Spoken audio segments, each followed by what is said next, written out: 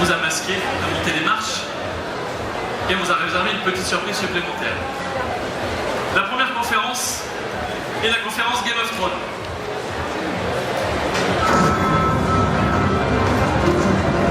Et avec notre premier invité, que vous avez pu voir dans plusieurs épisodes, je vous demanderai d'accueillir chaleureusement Kerry Ingram, s'il vous plaît. Qui est accompagné de Monsieur Snow.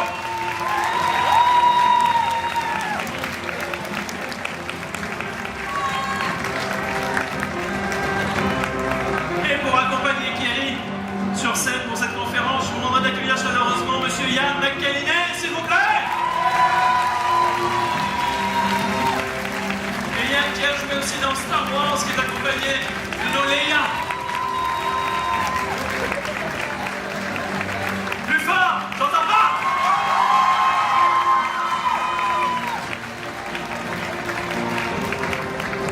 Vous pouvez vous installer avec les Texans. On remercie chaleureusement Jon Snow et les Leia. On les applaudit encore. Merci beaucoup. Et nous avons toujours notre ami Daimona qui s'occupera de la traduction pour cette première conférence. Alors j'espère que vous avez beaucoup de questions. Parce que moi vous savez très bien que j'en ai toujours plein, parce que je suis le premier fanboy. Allez, on va commencer, ils sont là pour ça. Une première question. S'il vous plaît. Eh ben non, bon, on va repartir. Alors, moi je vais commencer avec... On va vous chauffer un peu, parce que c'est la première, on va... We're getting started. Ok. Donc, première question pour Ian McKellen. Ian, ces deux rôles les plus marquants donc, pour notre convention sont dans Star Wars, où il joue le général Dodona, et dans Game of Thrones. Quelle a été sa préférence? Où va sa préférence? Plutôt sur Game of Thrones ou plutôt sur l'univers Star Wars?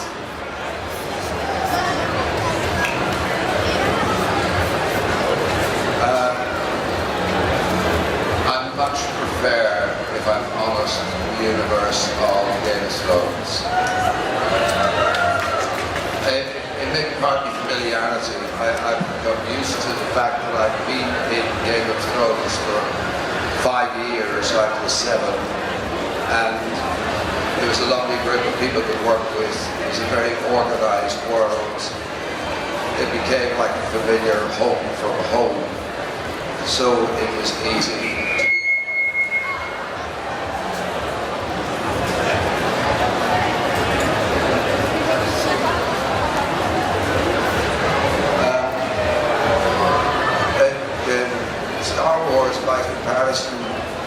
Is a lot more fluid because they're so obsessed by the history of Star Wars. It was a desperate need to try and be faithful to the legacy of Star Wars, and especially now that Disney has taken over that franchise, there's a lot of toing and froing between the studio on the one hand and the production on the other, and between the heads of Disney and everything else about how to honor the legacy.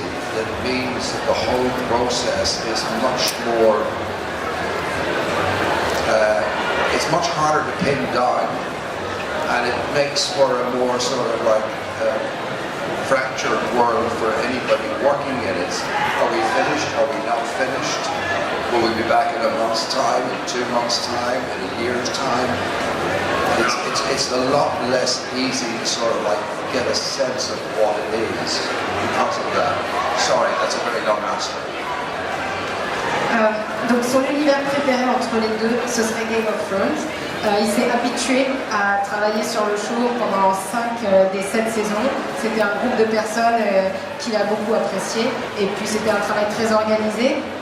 Ce qui est différent avec Star Wars, c'est que c'est très fluide et il y a tellement d'histoires derrière que le studio est très préoccupé d'être fidèle à l'héritage de Star Wars. Donc ça rend les choses beaucoup plus difficiles parce qu'il faut respecter tout ça, et c'est plus dur aussi quand on travaille dessus parce qu'on ne sait jamais où va l'histoire, on ne sait pas quand ça va s'arrêter, on ne sait pas si c'est le dernier, si c'est pas le dernier, et quand est-ce qu'on y reviendra. Donc c'est un peu plus compliqué.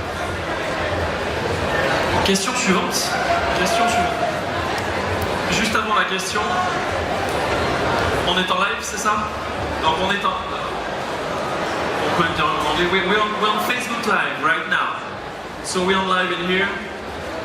So, on peut dire bonjour à tous ceux qui ne sont pas là, qui n'ont pas pu venir à la convention. Ils ont droit à quelques minutes de la convention de Game of Thrones, du panel pardon, de Game of Thrones. S'ils ont des questions, ils les posent, c'est le moment.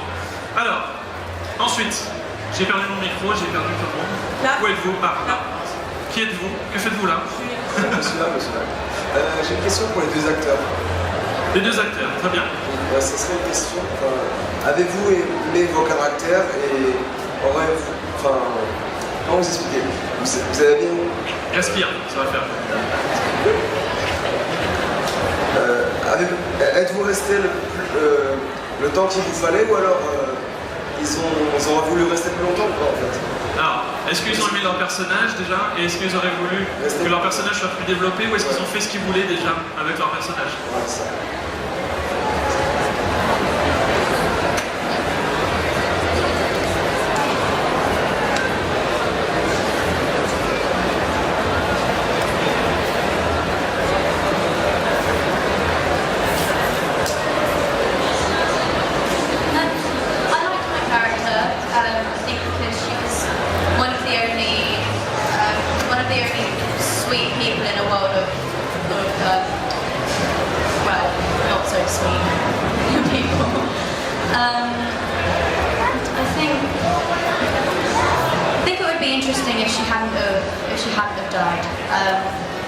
But at the same time, I guess, in terms of what she didn't do, I think I'd like to have used a sword or something instead of shredding. That's interesting, it's really good. Elle aime beaucoup son personnage, surtout parce que c'est l'une des seules, elle est très mignonne, très gentille, et c'est l'une des seules dans un univers où tout le monde est un peu cruel, beaucoup plus difficile. Et c'est sûr que d'un côté, elle aurait bien aimé que son personnage reste plus longtemps, elle aurait bien aimé faire des choses comme peut-être apprendre à manier une épée, mais bon, ça n'a pas été le cas.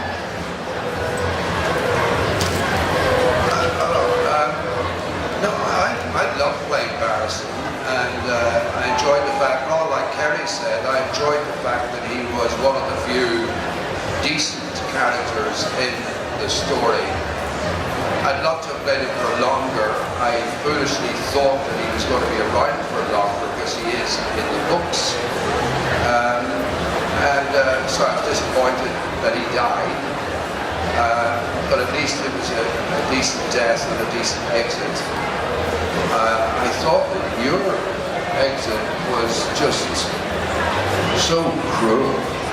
So cruel. But, you know, I mean, it's Game of Thrones and they tell stories the way they see fit. But it has to be one of the hardest deaths in a way, you know, the way that happened. But anyway, yeah, it was fun. Lui, c'est un peu pareil dans le sens où l'une des choses qu'il appréciait beaucoup sur son personnage, c'était que c'était quelqu'un de bien, honorable, etc. Et il aurait voulu, bien sûr, rester plus longtemps. D'ailleurs, il croyait qu'il resterait plus longtemps parce que dans les livres, son personnage survit pendant plus longtemps. Mais ça n'a pas été le cas, mais il se dit qu'au moins, il a eu une belle mort, une mort un peu honorable. Et il disait en même temps que la mort du personnage de Kerry était très très cruelle, c'était dur à regarder. Question suivante. Moi j'ai une question qui est devant moi. Ici. Où est ma porteuse de micro? Moi j'ai un micro. Bonjour. Qui a un micro? Je suis à gauche. À gauche. Ah là, tiens, tu es là. Allons-y. Bonjour. C'est une question plus pour Kerry Hickman. C'était pour savoir justement si c'était pas difficile de jouer dans une série aussi noire quand on est une enfant et justement quand une série que les enfants ne peuvent pas regarder. Et voilà, qu'est-ce que ça fait de jouer quand on est encore jeune dans une série aussi cruelle et comment on grandit, comment on interprète un personnage qui doit grandir là-dedans aussi.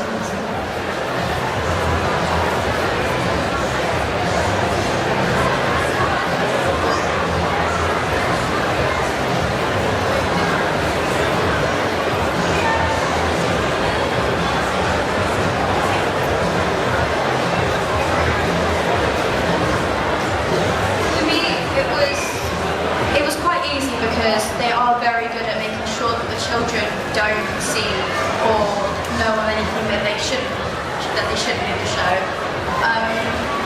So yeah, it wasn't too difficult, but yeah, playing that kind of character in a world that's so horrid, it was a lot of fun, but it was also it was quite upsetting because even though Game of Thrones is a fantasy, back then those times were also very horrid, and yeah, it just kind of makes you grateful for the modern day.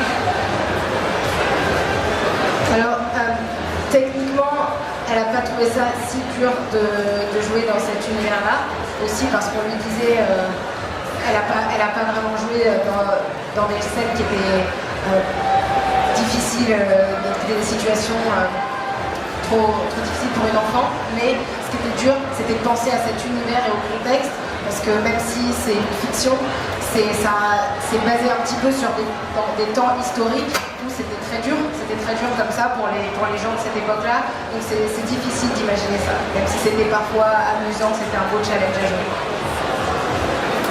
Question suivante. Alors, je crois qu'on a mis une question devant, mais je ne sais pas. Tu as le micro déjà? Non. Après, ce sera la demoiselle avec sa baguette. Parce que sinon, elle va nous jeter un sort. Non, ça va être terrible. Je t'écoute, on t'écoute. Bonjour à vous deux. Alors, c'est toujours pour Miriam Brown. Je voulais savoir comment elle a vécu sa mort en tant qu'actrice, comment elle l'a préparée, comment on l'a préparée, comment elle l'a ressentie, comment elle est arrivée. Je suppose. En tant qu'actrice.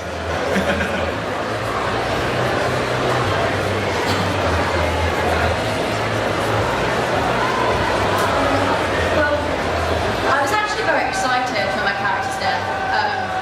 At first, I was quite sad to be leaving the series, but when I learned how I was going to go and all of that stuff, it was actually very exciting for me because as a young actor, it's very rare to get an opportunity to act a scene where there are so many different emotions going on at once, and it was just so much fun to explore and work with it. Because obviously, usually when it comes to acting, you can kind of relate scenes and characters to something in your personal life, but with this, well, it was something that I'd never experienced before.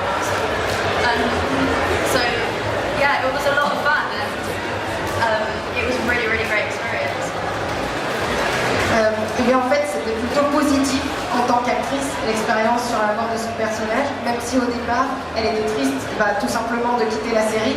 Quand elle a su comment ça allait se passer et qu'est-ce qui allait lui arriver, elle a trouvé ça vraiment plutôt bien, dans le sens que c'est intéressant en tant qu'acteur de pouvoir jouer dans une scène où il y a tellement de choses qui se passent, tellement d'émotions différentes qui passent, tellement de changements. Et surtout, quand on joue un personnage, parfois on le relie à des émotions, des expériences personnelles. Et là, c'était encore plus loin, c'est différent de tout ce qui a pu se passer dans sa propre vie, évidemment. Donc c'était plus intéressant comme challenge, c'était quelque chose qu'elle a beaucoup apprécié de faire. Allez, mademoiselle Harry Potter, où est-elle? Bonjour, mademoiselle. Bonjour. À votre avis, qui sera assis sur le trône vert à la fin? Et quelle est votre maison préférée? Pas dans Harry Potter. Ça aurait pu.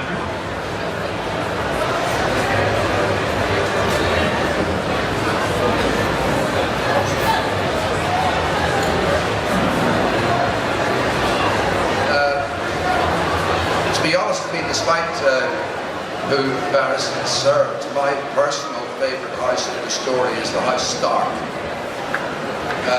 And for my money, I feel if there's any kind of sense of completeness in the telling of the story, it kind of started with the Starks, with Bran being pushed out the window.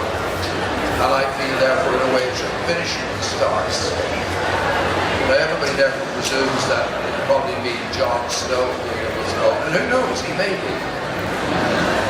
It might be Daenerys. I think both of those are actually a bit too predictable. So it's more likely, possibly, that it could be Bran. Bran is still alive. The three-eyed raven has said he will not walk again, but he will fly. I think Bran has a big story still to come. And it wouldn't surprise me if we see a lot more of him and he becomes more significant. The other possibility is that they decide, you know something, no matter who we put on this throne, there'll be a lot of people out there disappointed. They'll say we got it wrong. So why don't we just make sure that we don't put anybody on this throne? And therefore the best thing is blow it up. Holocaust, you've got dragons. Holocaust, end of story. Nobody's a winner, everybody's happy. Alors pour ce qui concerne la maison, ils préfèrent la maison des Stark. Et aussi au niveau de l'histoire, puisque c'est avec eux que tout a commencé, par exemple quand Bran a été poussé hors de la fenêtre, et donc ils trouvent que ça serait bien, ça ferait une bonne conclusion à l'histoire, que ça finisse aussi avec les Stark. D'ailleurs beaucoup de personnes pensent que Jon Snow pourrait finir sur le trône de fer, ou peut-être, ils pensent peut-être aussi à Daenerys, mais il nous dit que ces deux personnages sont limite trop prévisibles. Et que c'est possible que ce soit quelqu'un d'autre, et par exemple Bran, il pense que c'est un bon candidat.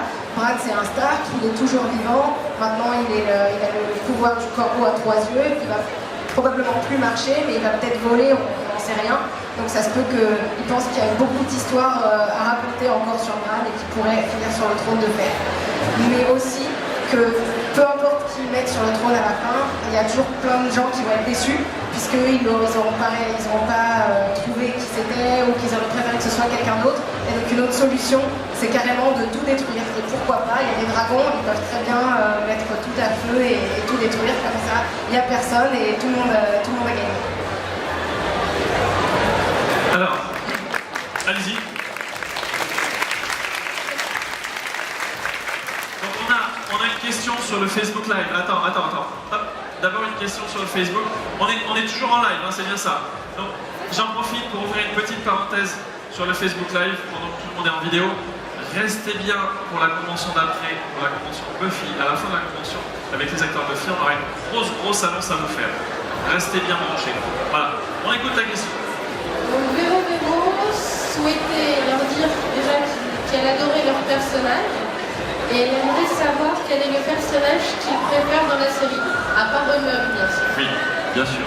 Quel est leur personnage préféré dans Game of Thrones, à part leur propre personnage?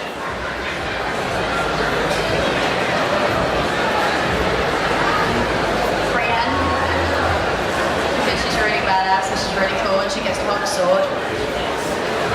Donc Brienne, parce qu'elle se bat à l'épée, elle a peur de rien, elle a un super courage.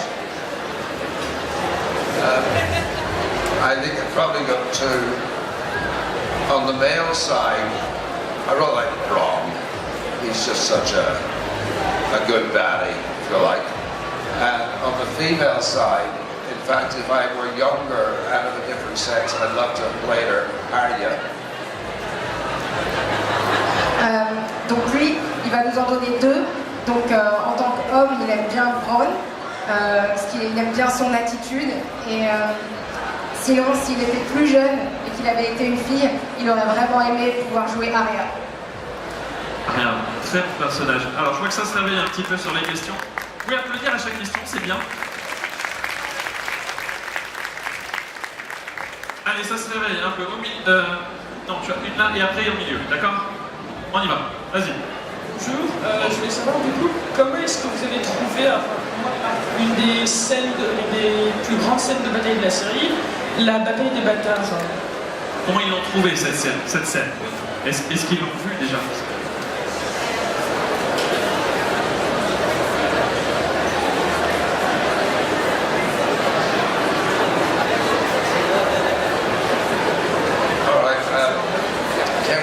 Seen that, but I have. Possibly yes. One of the best pieces of television ever made. I had never seen, I've seen quite a few battle scenes, you know, both when they're played on TV, but also even in the making. I wasn't around for the making of this. I'd love to have known exactly all the work and the detail that went into it, because it was phenomenal. And I don't think I've ever seen a more fully realized scene, just technically, of a battle than that particular episode. And of course, I was delighted with the way it concluded. Donc Kerry n'a pas vu la scène, mais Ian oui, et il me dit que c'est probablement l'une des meilleures scènes de l'histoire de la télévision. Qu'elle était tellement aboutie et travaillée au niveau technique, c'était très impressionnant. Évidemment, il n'était pas là quand elle a été tournée, mais il aurait adoré y être pour voir exactement comment ils l'ont fait, tous les petits détails auxquels ils ont veillé pour ce tournage, parce que c'est une scène vraiment extraordinaire, voilà, l'une des meilleures de la télé. Et bien sûr, il était ravi du résultat de qui a gagné. Et on va prendre une dernière question, puisque c'est malheureusement temps de clôturer ce panel Game of Thrones. Mais vous, il faut revenir demain, il y en a un deuxième demain. Donc une dernière question, ah bah si. Une dernière question, on va la prendre devant, tiens, ici. Et donc ce sera notre dernière question pour ce panel Game of Thrones. On t'écoute. Hello, do you have an idea of where Gendry Baratheon could be now? The question is, in your opinion, what is Gendry Baratheon now? C'est pas mieux, ce que j'ai entendu. I mean, he's still running. Alors attends, on va redonner la question en français peut-être, parce que je crois que les gens ont entendu. Donc la question c'était où est-ce qu'il pense que Gendry est, Gendry le fils du roi Robert qui s'était évadé pour pas se faire tuer par les soldats. I have a question back to the guy who asked it. Does he suspect that he might still have a claim to the throne? Donc Kerry elle nous dit qu'il doit toujours être dans son bateau en train de ramer. Après tout, on sait rien d'autre. Et donc Ian retourne la question au jeune homme en lui demandant est-ce que tu crois qu'il a un droit sur le trône encore maintenant?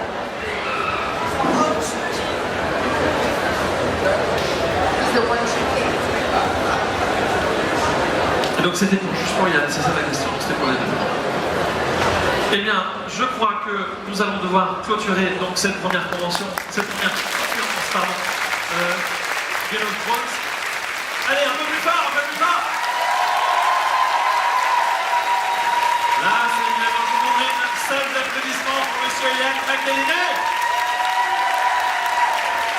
Et pour Kerry Graham. Vous pouvez la trouver en photoshoot dans très peu de temps, en dédicace, et ils seront là dès demain pour une nouvelle conférence sur scène. Dans quelques minutes, vous allez avoir